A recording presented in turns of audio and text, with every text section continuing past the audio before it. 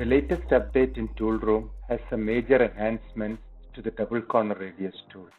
So when we go into the wizard, the double corner radius tool has been enhanced, and there are additional options available now.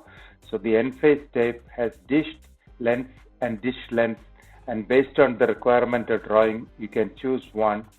And when you finish the tool, automatically selects the wheels, and you get a good TOM file, which is a lens shape tool. Now, if you look at the tool profile, and as you can see here, you get a lens shape tool, which has got a small radius, corner radius, a large radius, and a normal parallel OD. If you go into the tool profile, there are several options here.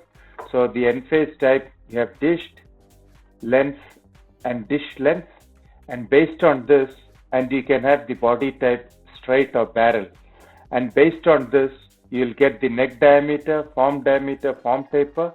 You also have an option to have the dish angle and the dish length specified as well. So you can have the angle and the length, and there is also a center offset to offset the lens center from the center axis of the tool. So please make sure you get the latest update for Toolroom RN34.1, and all these options will be added to your software automatically.